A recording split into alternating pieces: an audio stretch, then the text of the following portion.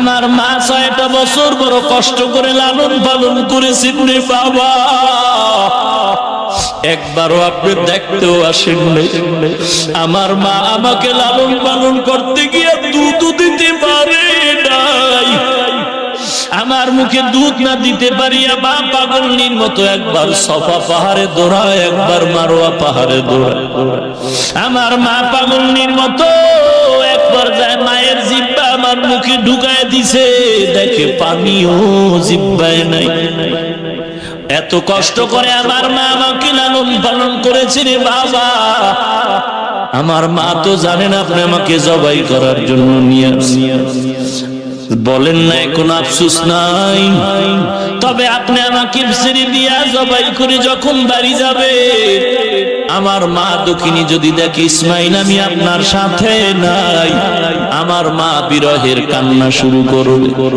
আমার মা কান্না করলে আপনি ধমক দিবেন না, আমার সালাম দিবেন আর বলবেন জান্নাতের ময়দানে হাসরের দিন মোলাকাত হয়ে যাবে। আব্বা জান আমাকে জবাই করার আগে আমার হাতে পায়ে রশি লাগায় বাঁধেন, কারণ জবাই করার সময় যদি হাতে পায়ের নাড়াচাড়া আপনার শরীরে লাগে বেয়াদবি হবে, আল্লাহ বেজার। আপনার 14টি রুমাল দিয়া বাঁধেন, কারণ জবাইয়ের সময় যদি সন্তানের দিকে মায়ার নজর পড়ে জবাই করতে পারবেন। কেমন সন্তান আর কেমন বাপ! ইব্রাহিম সন্তানকে ছুরি নিয়ে শোয়ায় দিল। আল্লাহ কয় ছুরি খবরদার আমার ইসমাইলের যেন কোনো ক্ষতি না হয়। এরে নবীর উম্মত, শেষ পর্যন্ত ইব্রাহিম নবী দ্বিতীয়বার সিদ্ধান্ত নিলেন হাতে রক্ত না লাগা পর্যন্ত ছুরি চলবে। আল্লাহ কয় জিবরাইল ইব্রাহিম এবার প্রতিজ্ঞাবদ্ধ, ছুরি চালাবে রক্ত না লাগা পর্যন্ত। আমি তো ওদের জবাই চাই নাই, আমি চাইছি দিলের মহব্বত আমার প্রতি কেমন। ইসমাইলের মহব্বতে কি ইব্রাহিম আমারে ভুলিয়া যায়, নাকি আমি আল্লাহর মহব্বতের প্রাধান্য দেয়? ইব্রাহিম এখন অর্ডার করেছে রক্ত না লাগা পর্যন্ত সন্তানের ছাড়বে না। জলদি করে জান্নাত থেকে দুম্বা নিয়ে যাও, ইসমাইলের সরাই ইব্রাহিমের শরীর নিচে দুম্বা দিয়া দাও। এরে নবীর উম্মতের দল, জিবরাইল আমিন দুম্বা দিয়া দিল, রক্ত হাতে লাগলো। ইব্রাহিম শুকর আদায় করে এবার চোখটা খুলে দেখে ইসমাইল দাঁড়ানো। ইব্রাহিম আশ্চর্য হয়ে গেলেন, তাকায় দেখে একটা অপরিচিত জানোয়ার জবাই হয়ে গেল। আবার ডাকলেন, বাবা আয় আয়, আল্লাহ বুঝি বেজার হয়ে গেছে, আর একবার ছুরির নিচে শুয়া পড়। এবার ডাইরেক্ট আমার আল্লাহ নাজিল করে বলেন, ও ইব্রাহিম, ওয়ানাদাইনাহু আইয়া ইব্রাহিম কদ সাদ্দাকতার রুইয়া ইন্না কাযালিকা নাজজিল মুহসিনিন। ওরে ইব্রাহিম আর লাগবে না, পরীক্ষায় তুমি পাশ করেছো, আমি আল্লাহ ধৈর্যের পরীক্ষা নিলাম, তুমি পাশ করেছো। তাড়াতাড়ি বাড়ি যাও, হাজরার কোলে সন্তানের ফিরিয়ে দাও। ওয়াফাদাইনাহু বিযিবহিন আযীম। ইব্রাহিম তোমার বিবির থেকে বলছো দাওয়াতে যাই, এখন হাদিয়া না নিলে কেমন হয়? আমি মাওলার পক্ষ থেকে এই দুম্বার গোশত হাদিয়া হাজরার কাছে পৌঁছায় দাও। ধৈর্য! এরে যুবক ও পর্দারানের মা ও বৃদ্ধ বাবাজি, আজকে কতই না মন্তব্য জিহ্বায় আসে আর বলে ফেলো। আল্লাহর শপথ, এই টুপিদারির কারণে আজকে না খাইয়া মরি না, সম্মান কমে নাই। এরে আল্লাহর বান্দা, পায়ে হাত রেখে বলছি, এ যুবক, মনটা কি চায় না একজন কোরআনের মহব্বতের বান্দা হয়ে যাবা? স্কুলেও পড়া বন্ধ হবে না, কলেজেও পড়া বন্ধ হবে না। তোমার মতো যুবক স্কুল কলেজে পড়ে, নামাজ ছাড়ে না, দাড়িটা লম্বা। তোমার মতো যুবক আছে এক ওয়াক্ত নামাজও বাদ দেয় না। তুমি কেন পারবা না? তোমার মতো যুবক র্যাব আর্মি পুলিশ বিডিআর আছে না নাই, নামাজ পড়ে নাই নাই? তুমি কেন পারবা না? তোমার মতো যুবক কোটি টাকার মালিক, 1 টাকাও হারাম খায় না, চাকরি করে 1 টাকাও ঘুষ খায় না। তুমি কেন পারবা না রে বাবা? আসলে বুঝি কপালটা পুড়ে গেল, তওবা না করা পর্যন্ত আর কপাল খুলবে না রে বাবা। ওরে আম্মা জান, আজকে আপনিও মা, একজন কোরআনওয়ালার মাও মা, আল্লাহর বান্দা মঈনুদ্দিন খাজা মঈনুদ্দিনের মাও মা, আপনিও মা, হাফেজে কোরআনের মাও মা, আপনিও মা, আলেমে আদমের মাও মা, আপনি একজন মা, নবীর স্ত্রীরাও মা, আল্লাহওয়ালার স্ত্রীরাও মহিলা, আপনারাও মহিলা। আজকে আপনাকে এত বয়ান দেওয়ার পরেও আপনি পর্দা করতে চান না, নামাজ পড়তে চান না। আমাদের মা চাচিও দেখলাম দিনেও বেড়াইতে যায় না, রাতে যায় তাও বোরকা পরে যায়।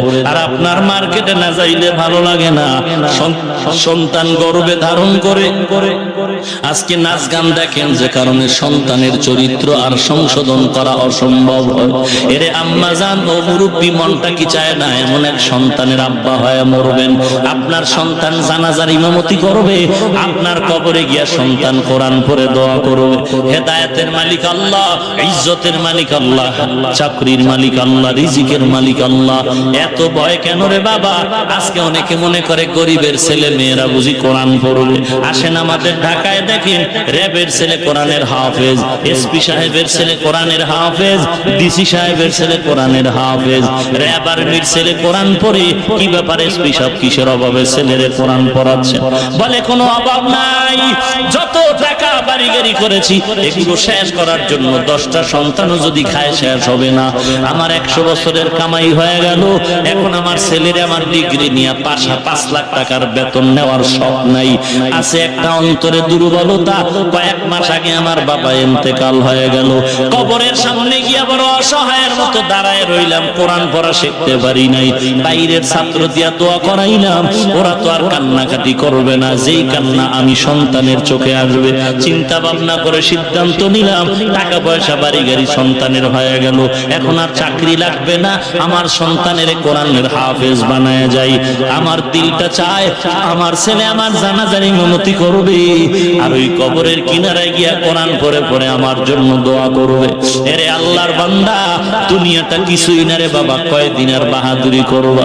এরে যুবক, তোর মতো যুবক দেখ বাসের নিচে লাশ হয়ে গেল, পানির গর্ভে লাশ হয়ে গেল, এমন কোন দিন নাই তোর মতো যুবকের লাশের খবর নাই। অ্যাক্সিডেন্টের মরণ, ঘুমের বিছানায় মরণ হয়, অথচ তুই কত বড় বেহায়া বেলাজা হইলি, হিন্দি গানের তার লাগায় তুই রাতের বেলা বিছানায় শুয়ে রইলি। তোর কি একটু ভয় লাগে না? আজরাইল যদি আইসা দেখে তোর হিন্দি গানের তার লাগানো তোর কানের সামনে, কি জবাব দিবি? আল্লাহর দরবারে উপায় নাই। এরে বান্দা, মনে করেছো কি কোরআন মিথ্যা?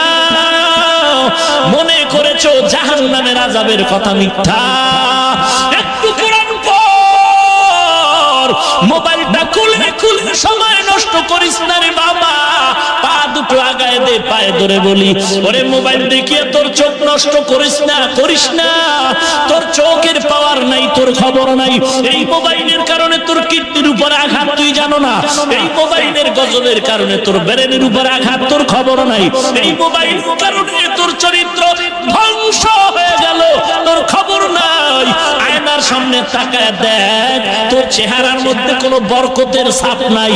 এই মোবাইলের গজব, আরামের ঘুম হারাম করে সারা রাত মোবাইল নিয়ে সময় তারে নষ্ট করলি। এরে যুবক, তোর চরিত্র শেষ, তোর লেখাপড়া ধ্বংস হয়ে গেল মোবাইলের কারণে। নকল ছাড়া পাস করতে পারো না। ওরে আল্লাহর বান্দা, আমি তো বলি যারা নকল করে পরীক্ষা দেয় তারা বিদ্যা চোর। এই বিদ্যার মতো পবিত্র জিনিস যারা চুরি করার অভ্যাস হয়ে গেল, এরা যখন কোনোদিন চেয়ার পাবে তখন জনগণের টাকা চুরি করবে।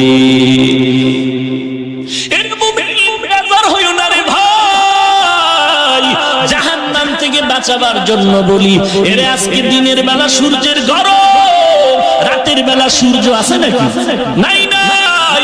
এরপরে এত কেন গরম? বিজ্ঞানীরা বলে দুনিয়ার জমিন থেকে 13 লক্ষ গুণ বড় সূর্য, 9,30,00,000 মাইল দূরে সূর্য, কিন্তু দিনের বেলা ছিল, রাতে নাই। এরপরে এত গরম কেন, এত ঘাম কেন? এত ঘাম, বাতাসও ঠান্ডা হচ্ছে না। অথচ আল্লাহর নবী বলেন এই সূর্য হাসরের ময়দানে মাথার উপরে চলে আসবে। সূর্যের এমন তাপ শুরু হয়ে যাবে, হাসরের ময়দানটা আল্লাহ পাকের ওয়াদারে সূর্যের তাপে তামা হয়ে যাবে। বেঈমান গুনাহগারের মাথার মগজগুলো টাস টাস করে ফেটে যাবে। এরে নবীর উম্মতের দল, সমস্ত নবীরা নাফসি নাফসি বলে কান্না শুরু করবে। তুমি আজকে মনে করতেছ আমি নামাজ না পড়লে কি হবে? পীর বাবা আমারে নাজাত দিবে। নবীদের থেকে দামি কেউ নাই। নবীরা যদি নাফসি নাফসি বলে কাঁদে, তোমার পীরের আমার পীরের উপায়টা কি হবে? এরে নবীর উম্মতের দল, মাঝে মাঝে আল্লাহ মানুষ বিশ্বাস করে না, এই জন্য আল্লাহ মাঝে মাঝে দেখায় দেয়। কত কবরে আগুন দেখা যায়, কত কবরে সাপ বিচ্ছু ধোঁয়া দেখা যায়, আবার কত কবরের লাশ 20 বছর পরে কাফন সহ তাজা পাওয়া যায়।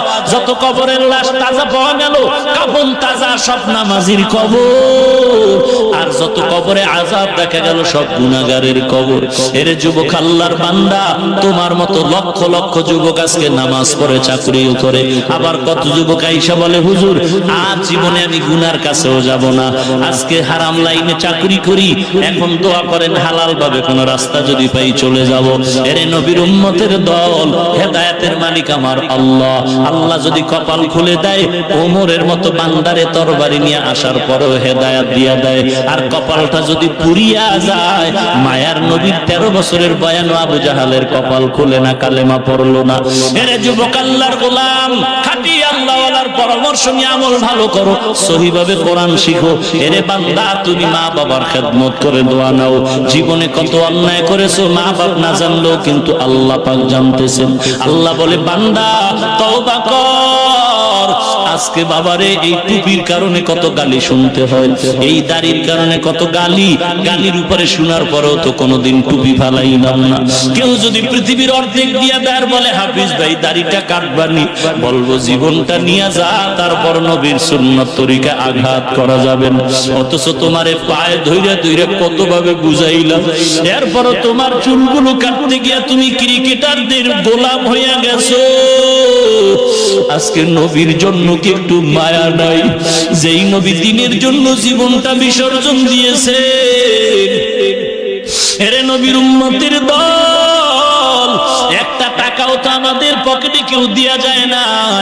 কত মাদ্রাসার ছাত্ররা ছোট ছোট বাচ্চাগুলো দিয়ে তাকায় দেখো, তুমি মোবাইল নিয়ে ব্যস্ত, আর মাদ্রাসার ছোট বাচ্চা কোরআন পড়ে রাত্র 10টার আগে ঘুমায় না, বড় রাত 2টা আবার ওযু বানায়া কোরআন নিয়ে বসিয়া যায়। ওরে কত গরিব, কত এতিম ছাত্র আছে, মা নাই, বাবা নাই, এরপর ওখানে কষ্ট করে খায়। তোমার একটা 7-8 বছরের বাচ্চা তুমি স্কুলে পাঠাও, বারবার টাকা দাও, গাড়ি দাও। ওই 8 বছরের সন্তান মাদ্রাসায় পড়ে, কেউ টাকা দেওয়ার নাই। ওরে বড় লোকের ছেলেরা মাদ্রাসায় মাঝে মাঝে দেখি 3 বেলা খায়, আসরের পরে নাস্তা খায়।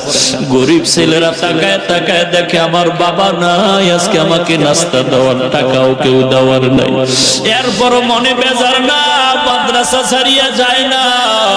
ওই ছেলেরা কান্না করে আর দোয়া করে, আল্লাহ তুমি আমাকে কোরআনের দরজায় নিয়ে আসো, খালি ফিরাইয়া দিও না। তুমি কোরআনের নূর দিয়ে সিনেটারে ভরপুর করে দাও। নবীজির মুহাব্বতের আদর্শ অর্জনের তৌফিক দাও। এরে যুবক, আমি বলি না তুই স্কুল ছেড়ে মাদ্রাসায় যা, চাকরি ছেড়ে দে। আমি বলবো তুই যেখানেই থাকো, আমার নবীর আদর্শের মালাটা গলায় লাগা। 5 ওয়াক্ত নামাজ পড়, মা বাবার খেদমত কর। মোবাইলে সময় নষ্ট করে চরিত্রটা ধ্বংস আর করিস না রে বাবা। খাঁটি আল্লাহওয়ালার পরামর্শ নিয়ে আমল ভালো কর, কোরআন শুদ্ধ করে পড়ো। দেশের মানুষের ভালোবাস, দেশের জন্য কর, বিরোধিতা করিস না রে বাবা। কত আর বাহাদুরি করবি, কোন দিন মরণের ডাক আসবে জানা নাই রে বাবা। যদি তওবা না করিয়া গুনাহ নিয়ে কবরে যাও, ওরে আমার নবী বলছেন গুনাহগারের কবরটা জাহান্নামের গর্ত, 2 পার্শ্বের কবরের মাটির চাপ, পাজরের হাত চুরমার হয়ে যাবে। এরে আল্লাহর বান্দা, যদি তোমার দিল বলে নবীর কথা সত্য, তো গুনাহগার হয়ে কবরে গেলে আযাব ভুগতে হবে, তাও সত্য। হেদায়েতের মালিক আল্লাহ, সবাই হেদায়েত পাবে না, সবাই জান্নাত পাবে না। আল্লাহর মহব্বত যদি থাকে, মুনাফিকি না থাকে, গলায় ছুরি লাগবে, হেদায়েত আল্লাহ দিবে, ইজ্জত আল্লাহ দিবে, রিজিক আল্লাহ দিবে। আমি আর জীবনে গুনাহ করব না, নবীরে বেজার করব না, চাকরি থাকার যাক, নামাজ ছাড়ব না।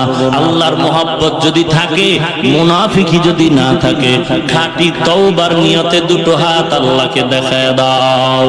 আয় আল্লাহ সবার হাত কবুল করে নেন, তওবা কবুল করে নেন। আল্লাহ তওবার উপরে মজবুত হয়ে চলার তৌফিক দান করেন, বলেন আমিন।